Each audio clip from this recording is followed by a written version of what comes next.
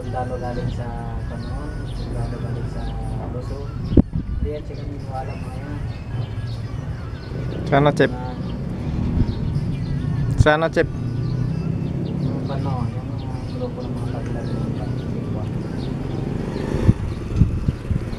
Sinigyan mo ng mga may pinupuhan yung mga nagtatapos, pinabasag. May isa doon na kwan.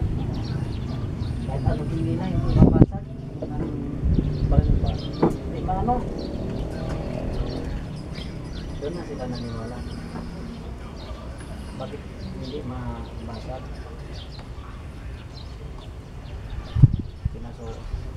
Pinapang nila sa aso. Hindi na yung aso.